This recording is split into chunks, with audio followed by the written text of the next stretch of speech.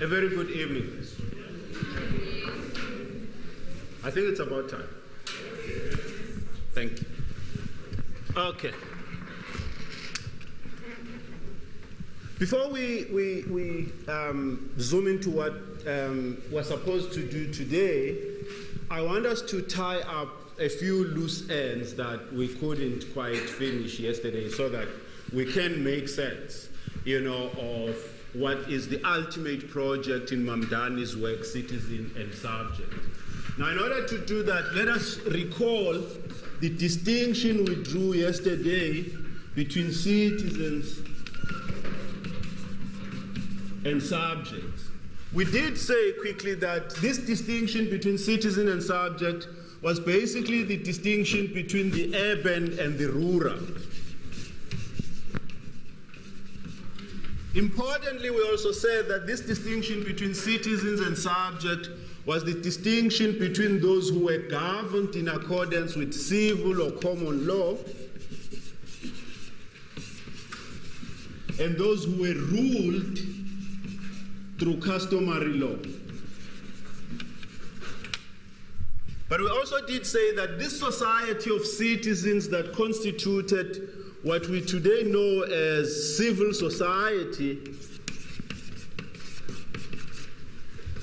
did not prefigure yet another uniform or homogeneous society of the colonized. If you wish, this was the society, the civil society was the society of the colonizers. But this society of the colonizers, or this community of the colonizers, did not prefigure a unified community of the colonized, because, as we said, the notion of divide and rule said that you needed to fragment the colonized into different ethnic groups. And so what existed here indeed were the colonized, but colonialism did not confront them as this unified whole. It fragmented them into different ethnic homelands or ethnic containers.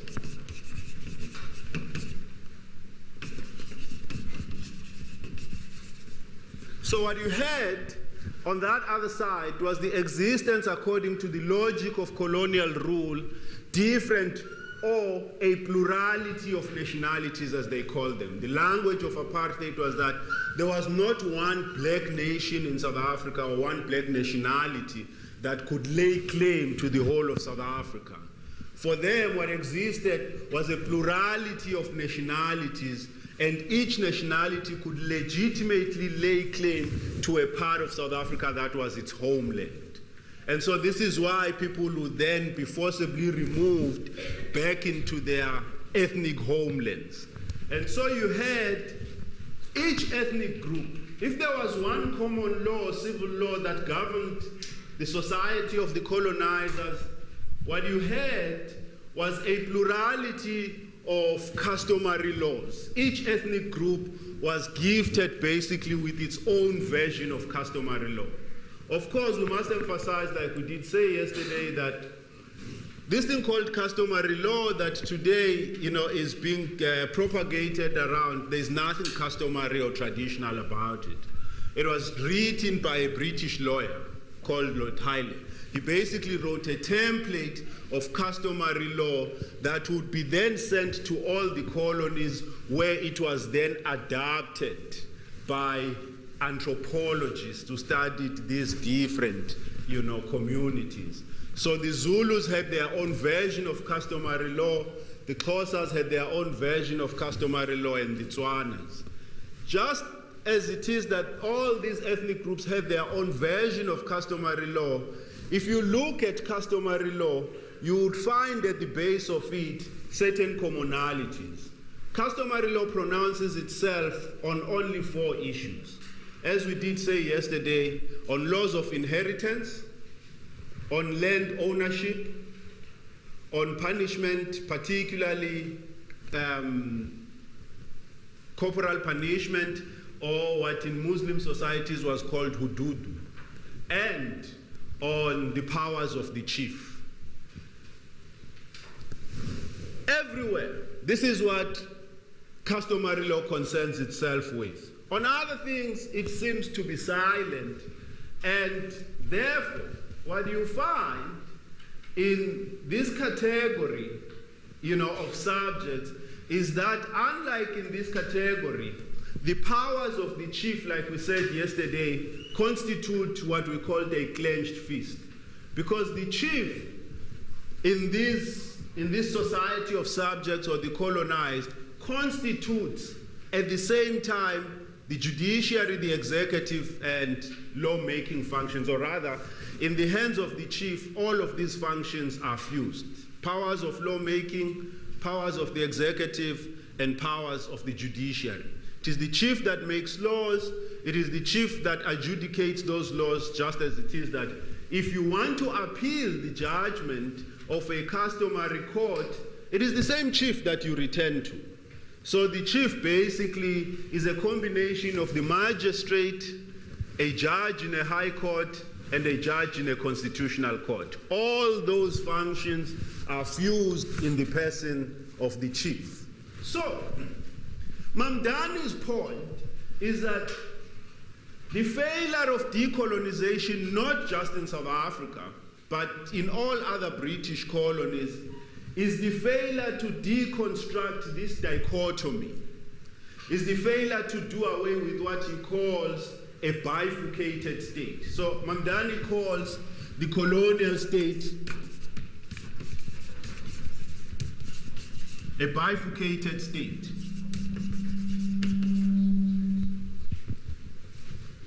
So Mamdani's point is that the failure of decolonization project in most African states, particularly in South Africa and in other British colonies, is the failure to undo what he calls the bifurcated state, this distinction that exists between citizens and subject.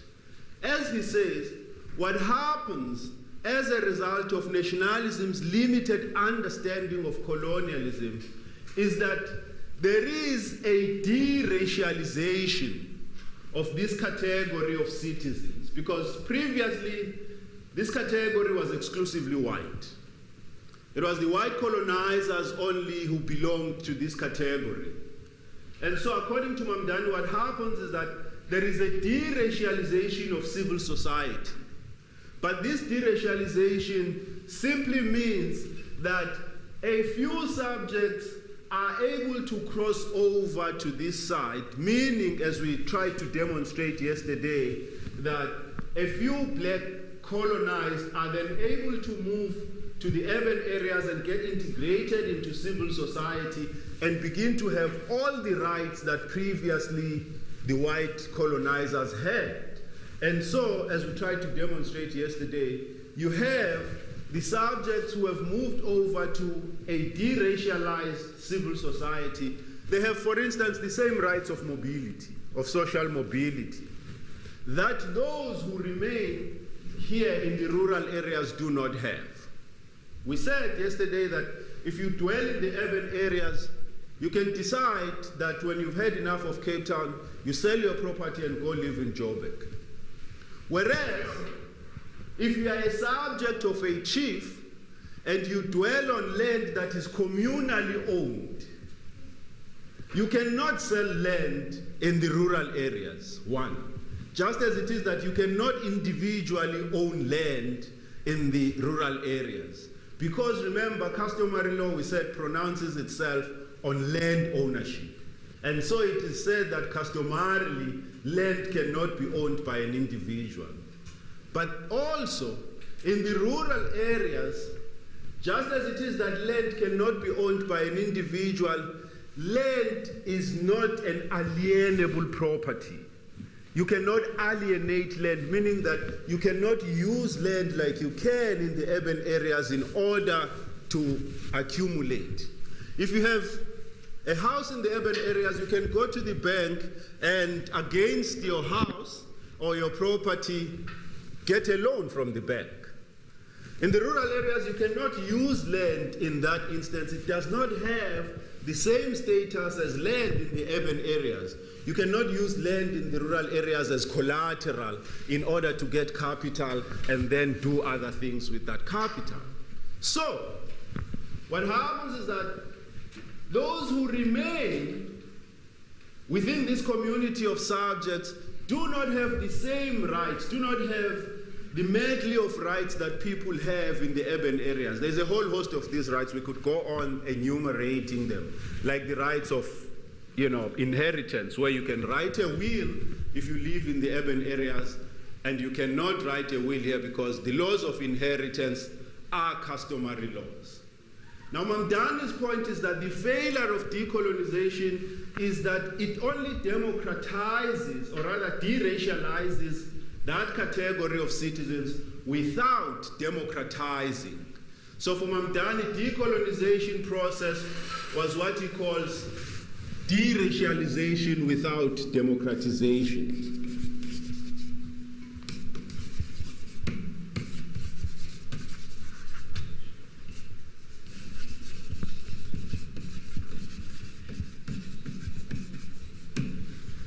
So for Mamdani, what happens? There is a deracialization of this category that admits a few black people who are able to leave this category of subjects, but there is no democratization of society as a whole. And so the limitations of decolonization for him is that decolonization in South Africa and in other British colonies simply amounted to what he calls deracialization without democratization. Now that is very generic. Here is a major problem with this distinction. It is that there is a whole host of problems that lie in this category. One of which is the status of women in this category. Now, it is again said that customarily women cannot own property.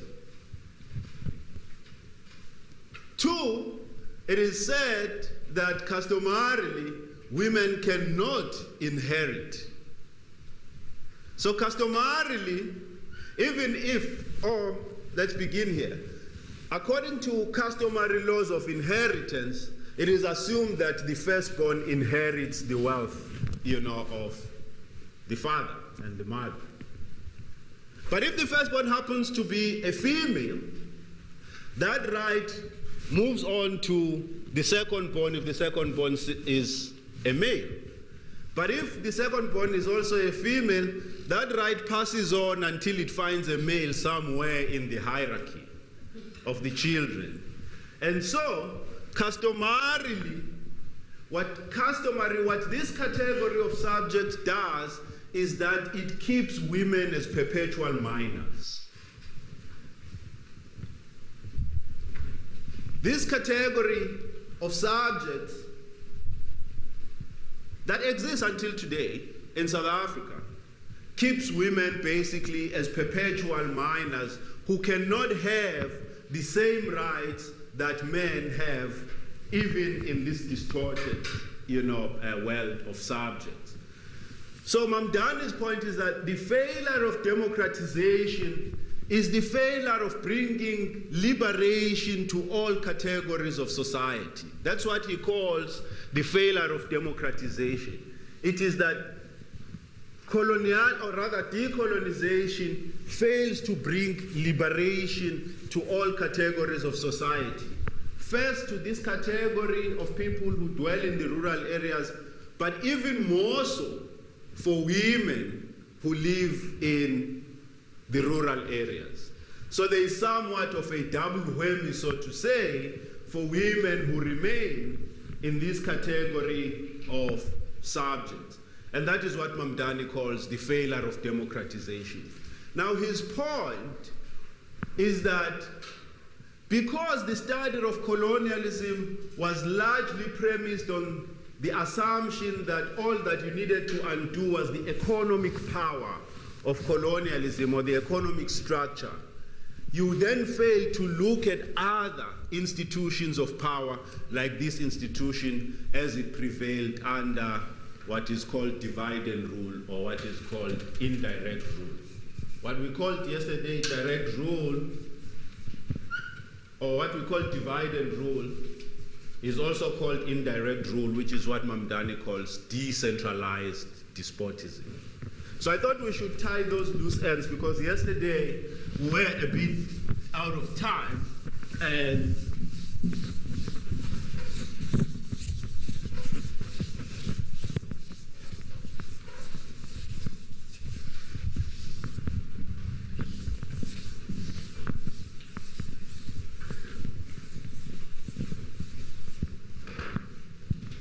okay, so today our concern is somehow we're going to continue with the subject we began dealing with on Monday when we looked at Vigo and black consciousness. Now we're going to look at the views or the work of a South African psychologist or clinical psychologist called Chabani Manganyi. Chabani Manganyi, as we've said, was a clinical psychologist largely influenced by Fanon, who, as we said, was a psychiatrist. So they somewhat shared professional interests. But there's something interesting in the professional life of Chabani Manganyi. It is that as a clinical psychologist, he was able to infuse into his practice of psychology the principles of the black consciousness.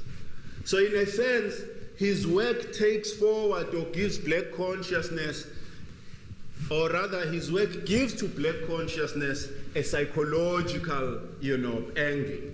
Or he brings black consciousness into psychology, if you wish. I don't know which way it flows, but Chabani Manganyi, brings a certain interesting dimension into black consciousness from his profession of clinical psychology. The book that we're going to focus on is titled Being Black in the World.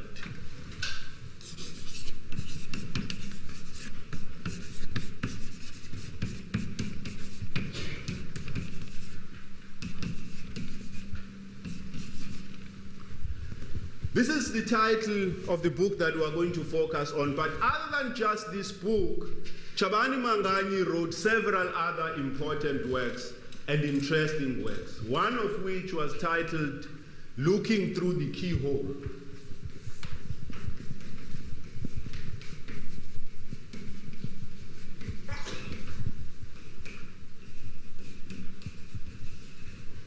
Now, Looking Through the Keyhole is basically not quite biographical, but it's a recollection of his experiences teaching in Yale in the US in the 1970s. He teaches in Yale between 1972 and 1974, and interestingly, he was teaching a seminar on Camus. Now, those who know Camus would know that Camus was a philosopher of the absurd. His interest was to write about absurdity, what constitutes absurdity. So he became known as, or famous as, the philosopher of the absurd. I think his most, popular book is The Myth of Sisyphus. That's one other text that Chabani Manganyi wrote. The other one was a biography of yet another important black South African, and he titled that I'm an African.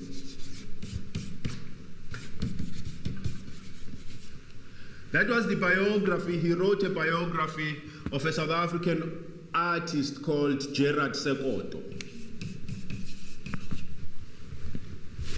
Many would know Gerard Sekoto for his famous, work of art titled The Song of the Peak.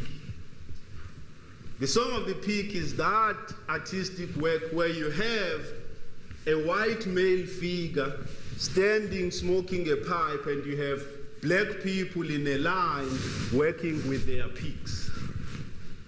it became known as the Song of the Pig. It became emblematic in the structure of white domination. The importance of that artwork is that for black people, it became emblematic of how oppression, manifested itself in the workplace. And, Gerard Sekoto was an artist who lived in exile, died in France in exile post-1994, because he refused, when Mandela was released, he had an opportunity to come back home, or rather prior to Mandela's release, 1989, Wits University gave him an honorary doctorate. Now, the mistake that Wits did was to say that it was giving him an honorary doctorate in African art. Gerard Sekoto's point was that he didn't do African art, he did art. So he refused to take the honorary doctorate from Wits and actually decided that he was not going to come back to South Africa until South Africa was free. But unfortunately for him, he would die in exile in France because by 1994, he was old and terribly ill to come back. And so he died in France. So that's the other important book that Chabani Manganyi wrote, titled I'm an African. There are several others. He's just released last year his memoirs that are published by Wits University Press. Now, I haven't seen the memoirs, I haven't read the memoirs, but from the reviews, it does seem like there's quite a lot to be learned, from his time in South Africa as a clinical psychologist in the 1970s and in the 1980s. Now, he was not just a professional psychologist, but he was also a professor of psychology. So he straddled both the academy and the professional world. Okay, now let's get back to Chabani Manganyi and his work being black in the world.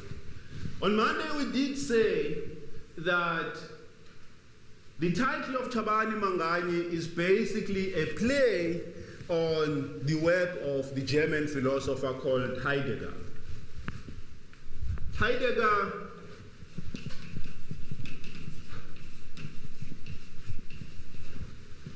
wrote a book titled Being and Time. That's his major work, amongst several other things that he wrote. So Heidegger was a phenomenologist, or a German phenomenologist. So Chabani Manganyi was not just influenced by Heidegger, but he was influenced by this whole tradition of thought we know as phenomenology. So there are quite a number of concepts that we are going to use that Chabani Manganyi uses that are drawn from phenomenology. So it will help to clearly delineate what we mean with these terms. The first of which is ontology. Ontology basically is the science of being. It's the study of being. It's the study of existence. Or it's the analysis, if you wish. It's the analysis and understanding of being.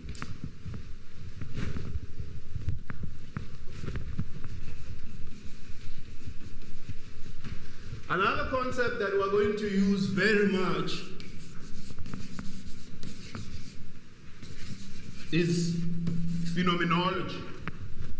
Phenomenology is a philosophical approach to studying anything that basically, as we said on Monday, reduces the distance, in fact, eliminates completely the distance between the knower and the known, between the subject and the object.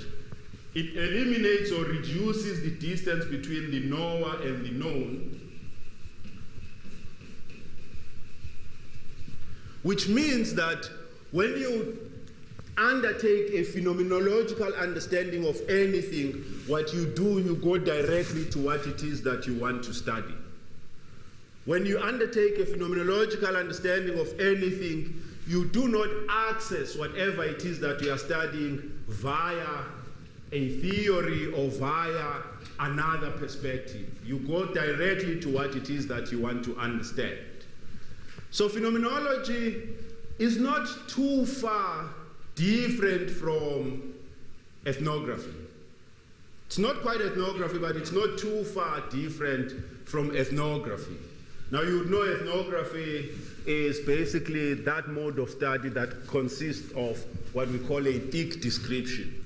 So if I'm doing a phenomenological study or an ethnographic study of this classroom, I'm going to describe in detail what exists in this classroom at this moment. You know, who is here, how many people are here, what are their postures, you know, what are their, you know, hairstyles, you know, and all of those kinds of things. It's thick description because it doesn't leave out any detail.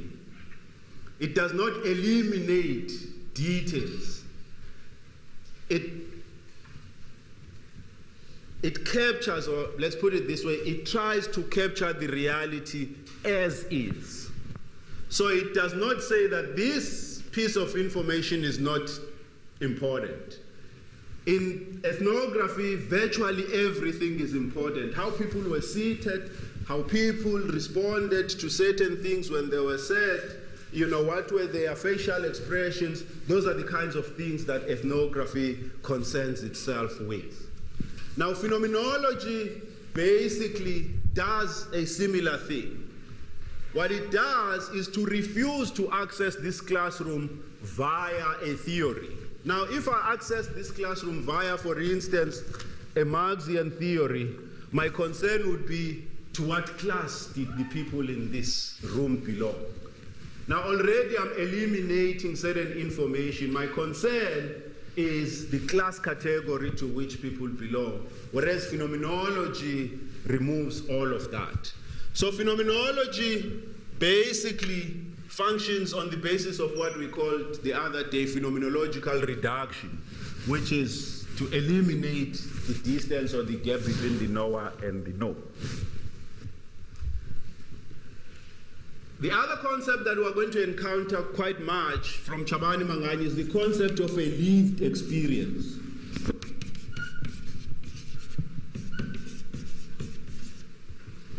It's the concept of a lived experience. Again, here, basically what phenomenology does is to say that people's lived experience is what constitutes knowledge. It is not an analysis of that lived experience via Marx, via Weber, via a liberal theory. No. It is the actual lived experience that constitutes knowledge. Let me try and demonstrate. So if you were a liberal and you wanted to understand, for instance, the existence of people in Kaelicha, what you are going to say is that there is a number of people who live in a location that are afflicted by poverty because they live on less than $1 a day or whatever is the accepted, you know, bar for poverty. Phenomenology would not do that. What phenomenology would do is to follow the lives, the lived experience of the people in Kaelicha. So what is it like to wake up in Kaelicha in the morning at 4 a.m. in the dark and walk to the train station as a female security who's likely and who knows very well that on your way to the train station, you are likely to be accosted by criminals who are going to rob you. But in any case, you still go and get to the train station and wait for a train that might not come on time and get to work and told that you are late. And of course, you have no excuse because as a black person, it is known that you are always late. Now, that's what phenomenology does. It follows the lives, the lived experience of the subjects that we are concerned with, rather than what a liberal studying poverty would have done. You could sit in your office as a liberal interested in poverty and imagine the lives of people in Kaelicha. They earn less than $1 a day. You know, they do not have certain, or they do not have access to certain facilities, and you can write about their life from your office, because what you have done, you've taken the liberal indices of poverty and worked on the basis of them, rather than a phenomenologist who goes straight to the life of poverty. So when you do phenomenology, you write about the life of whatever it is that you are concerned with. When you study street vendors as a phenomenologist, you do not sit in the office and say that mostly they have goods that are worth $10 in any case, and so they live below poverty. You actually go there and follow their lives from morning until the end of the day and describe how much they make and how they try to make life out of their existence. That's what phenomenology does. And that's what using the lived experience means. Now let's get on to being black in the world.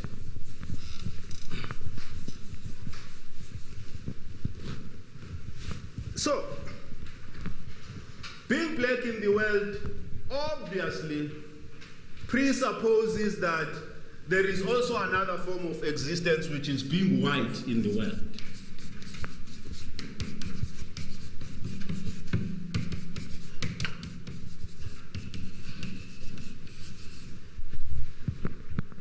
Because we said on Monday that identities are relational. You are white because you have an idea of black. Or, to simplify, the reason why as an individual person you have a name is so that we can distinguish you from the next person. Because if you were the only person on earth, we would call you the human. So what the name does is to distinguish you from the next person. So that is why we say identities are relative. You acquire your identity relative to the other identity. You are white because I'm black. I'm black because you are white. If Europeans were the only people in the world, there would be no need for them to call themselves Europeans. They call themselves Europeans because there are people who are black. They call themselves Europeans because there are people who are Asian, there are people who are Latin American. So identities are constituted in relation to the other. Your idea of being female is predicated on knowing the other identity, which is male. So, being black in the world, according to Chabani Manganyi, presupposes yet another identity, which is being white in the world. Now, at the base of this, what Chabani Manganyi wants to demonstrate is that there are these modes of being in the world that are completely different. Simply, we habit the world differently. The way in which as a white person you habit the world is different from the way in which a black person habits the world. So there are certain modes of being in the world, one of which is white and the other is black. Now, so how does this happen? The starting point for Chabani Manganyi is to say that as a human being, as an individual, you grow up and come into consciousness and you have a certain understanding of yourself, a certain perspective of yourself as an individual. So when I came into consciousness as an individual person, I thought of myself as a human being who has certain capabilities. I was assured of my capabilities and thought that I am this individual who has these capabilities. And one of the things I came to know about myself as an individual person is that I'm a stickler for time. I keep time. So my own self-understanding of myself as an individual is what, according to Chabani Manganyi, constitutes your individual schema.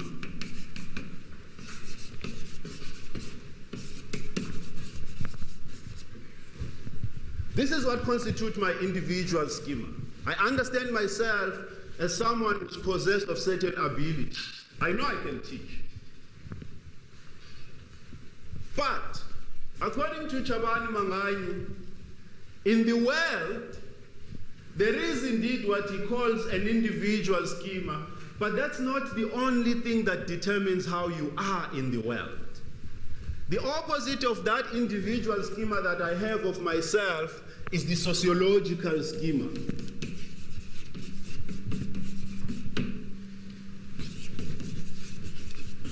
Basically, by the sociological schema, Chabani Manganyi is basically referring to those widely held views about me. Those views that society holds about me, whether I acquiesce to them or not. So, it may be that at an individual level, my individual schema tells me that I am indeed a stickler for time. I do not like people who do not keep time. But there is a societal schema that black people don't keep time. So whether I acquiesce to it or not, I have no option. The way in which I habit the world, I find that that sociological schema that assumes that black people don't keep time also applies to me. So it means that irrespective in a society where this sociological schema is predominant, where this sociological schema constitutes the dominant ideology, it means that what it does, it comes to overshadow the individual schema. So, as we've said, irrespective of the fact that I think of myself as someone who keeps to time, there is this sociological schema that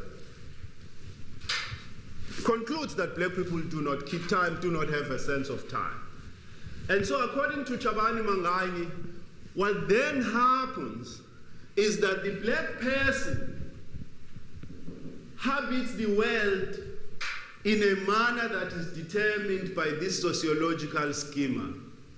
This sociological schema is what comes to prevail over the individual schema. Because, as we've said, what happens is that between the individual schema and the sociological schema, there is then a disjuncture. There is then a disjuncture between the individual schema and the sociological schema. But this disjuncture is only experienced by black people, because the sociological schema affirms everything about white people. It says that white people keep to time, they have a sense of time, they are organized, and all of those virtues that pertain to a good society. So this is why then Chabani Manganyi says there is a way of being in the world that is peculiar to black people. Because for black people, there is this sociological schema that is, in a sense, turned away from them. Whereas for white people, the schema affirms everything about them. And so, in simpler language, the values of this sociological schema are the values of the white world. Whereas, for the black world, the values of this predominant sociological schema are antithetical to their being. So what happens is that as a black person, you habit the world in a manner different from a white person, because, as we've just explained, for the white person, the sociological schema, there is congruence for white people between their individual schema and the sociological schema. Whereas for black people, there is a disjuncture, as we said, between the individual schema and the sociological schema. Now, let us take this a little forward. Chabani Manganyi says that it doesn't matter. For a black person, being in the world means that you cannot win. Because you may try to keep to time, or rather, let's say that there are two possible reactions for an individual black person to this sociological schema that says you don't keep time. One is that you can then as well give up and say that in any case, society thinks of me as this kind of a person. So there is no point trying to behave otherwise, because in any case, society is not going to value my attempt to keep to time. Because society is going to continue in any case to say that black people don't keep time, irrespective of the person that they've seen this black person who consistently keeps to time. But they never change. I teach in this university, and every day I'm in the classroom 10 minutes before, but the view doesn't change that black people don't keep to time. So, the reaction, one possible reaction is to give up and say, why do I have to bother being on time? Because in any case, society thinks that black people don't keep to time. So you end up on a losing end in that respect. Or, the other alternative, for instance, is that you then become, in the South African parlance, you become a cheeky black. Because you then go to class and then your individual schema tells you that you are capable. You keep to time, you are capable, you know how to teach, you have as necessary capabilities as a lecturer as anyone else. But then society still finds a need to say to you, you are a good lecturer. But it doesn't say so to a white person. Because it assumes that a white person is a good lecturer in any case. So, when I go to class and I refuse people complimenting me that I'm a good lecturer, then you become a cheeky black who's too self-assured of himself or herself. So Chabani Mangali says that for a black person, you live in a no-win situation because, as we've said, whichever extreme lands you into trouble. You either give up or you assert yourself and then you become, a problem, or you become what in South Africa is called a cheeky black. Now, that's the one point that demonstrates that black people habit the world differently from white people. The second point that demonstrates that black people habit the world differently from white people is that over time, when you find as a black person that irrespective of your individual schema, the sociological schema has tabulated the characteristic features of your being as a black person, you begin to experience yourself as an object. You begin to experience yourself as a black person as an object whose self is outside of himself or herself, that is available there described in a certain way. This object that is external to yourself is this black person who doesn't keep to time, who's morally inept, who's intellectually incapable, who's everything that black people are. Now, virtually all the things that I've tabulated, I'm not. I'm not intellectually incapable. I'm not immorally lacking. I'm not culturally lacking. But black people are. So there is that external object that is black people. So I come to experience myself as an object that is external to myself. Unlike a white person who experiences all of these things as being internal to himself, in fact, who experiences his whiteness or a whiteness as an embodiment of all of these things. So you have a sociological schema that basically affirms just through the white body, that affirms intelligence, that affirms moral uprightness, that affirms all sorts of values. So when a white person appears, the white person doesn't need to do anything to demonstrate that he or she indeed is morally upright, that he or she indeed is bright, or that he or she indeed is not sexually permissive. So the white person is, by his or her body, an embodiment of all of these positive values, such that he experiences the world every day as something that affirms him. On the other hand, for a black person, because over and over again the world is pointed away from him, he finds or she finds that increasingly in the eyes of those who look up to him or her, he loses respect. Now take black adults. Over and over again they suffer all sorts of humiliation from the white world or from white people. And as a result of that, their children come to lose respect for them. And so they live, in a sense, that phenomenologically Chabani Manganyi characterizes as a sense of emasculation.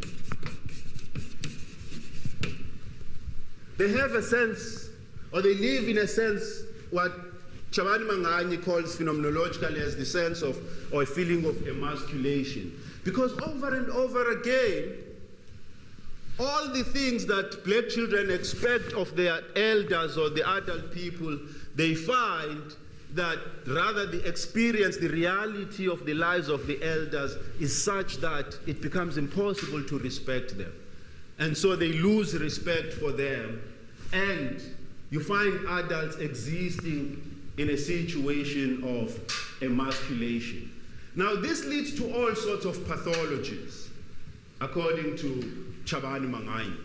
This leads to all sorts of pathologies where they then have to find other avenues to reclaim that respect. So they turn, in most instances, to violence to reclaim that respect in order to reassert themselves so that they may again have the respect of, the children, and in certain instances, their partners, their wives. And so, according to Chabani Manganyi, they exist in that sense of emasculation, which white people do not experience. The other point about how black people habit the world that distinguishes the way in which white people habit the world, or for evidence of that, you have to think of the us and them distinction in South Africa. When white people say us and them, what do they refer to? They refer not just to white people as mere bodies. They refer to certain values that whiteness represents or that white people represent, and certain values that define or characterize being black. And so this distinction between us and them, when it was us in power, it wasn't like this. When it was us, there were services, or when it was us, things worked better. It is not just a distinction between inefficiencies of government, no. It is a distinction between a people who have capabilities and a people who do not have capabilities. Or people who, because of their race, do not have certain capabilities.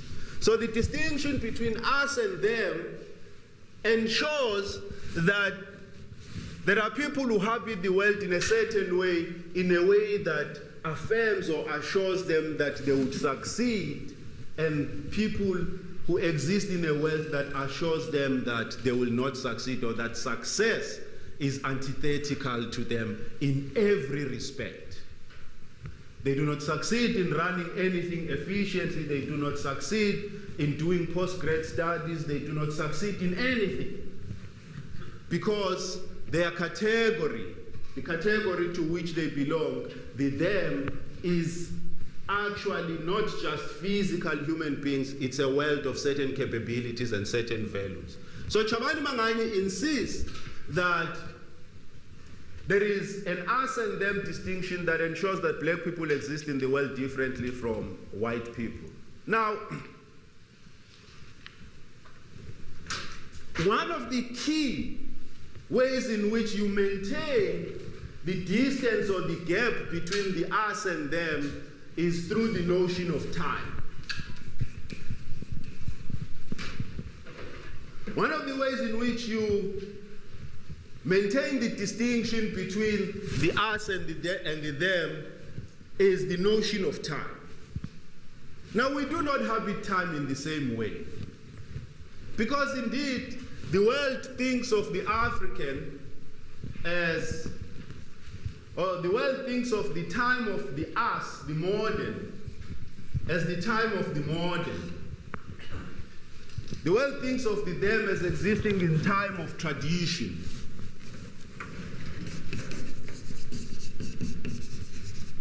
Now, this is not just a characterization just of styles of life. These styles of life are locatable in time. tradition is in the past. Sociologically, when you think about tradition, you think about things that exist in the past. Just as it is that when you think about the modern, you think about the now. So the time of white people is the time of the now. It is the instantaneous time of the now. It is the punctual time of the now, meaning that it beats just as the seconds in a clock beats. It's instantaneous. Whereas the time of the them, or the time of tradition, is the time of the past. Is the time of what existed in the past. Now, when you locate people in different times, obviously those people cannot be equal. When other people exist in a different time, and that time is the time from which you come from, the time that you've left behind, it means that there is an asymmetry between their time and your time. So the time that you've left behind is the time where they still exist, whereas you now exist in the modern time. So there is always something that we call in the us and them a cultural left.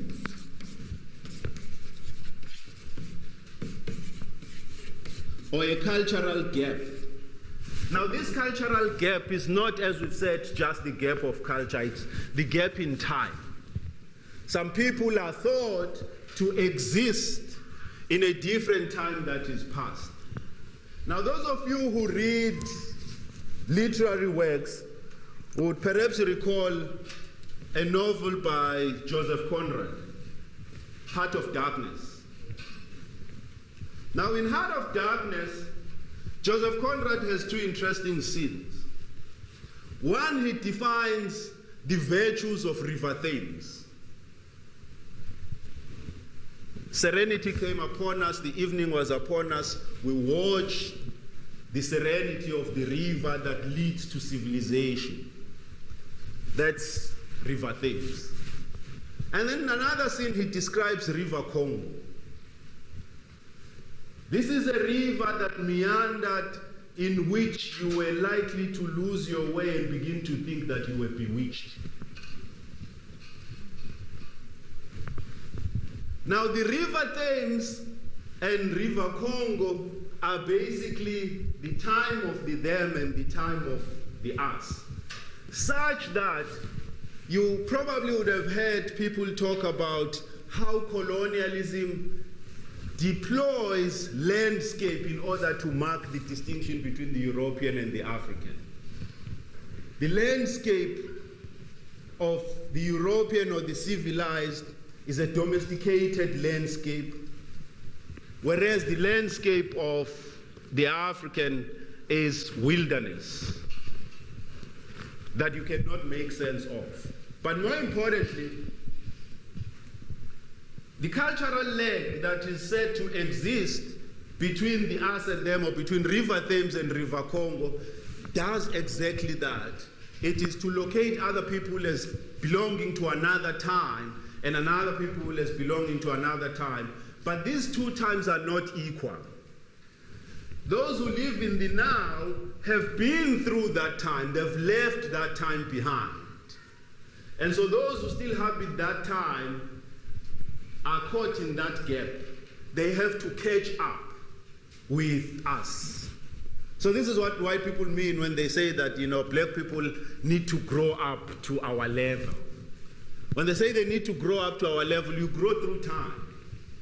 You don't grow physically, you grow through time.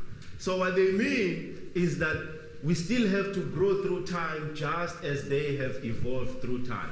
But here is the problem with this schema. It is that you can never catch up with them because they are growing. They are not waiting. So this is why we remain perpetual children. This is why we are Peter Pan's children, because we can never, we were Peter Pan's children in the 70s. 20 years after, we are still Peter Pan's children. 50 years down the line, we'll still be Peter Pan's children because we can never catch up. there is a way in which black people habit the world that is different from the way in which white people habit the world. And to further amplify that, let us take an important anthropological study by Johannes Fabian. Johannes Fabian wrote an interesting anthropological study titled How Anthropology Makes Its Other.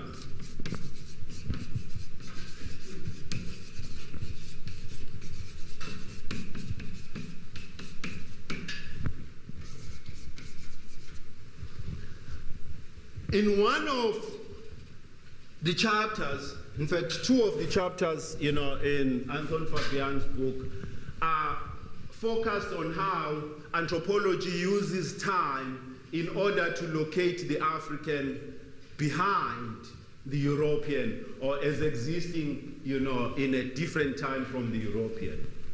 Now, this is how anthropology does this.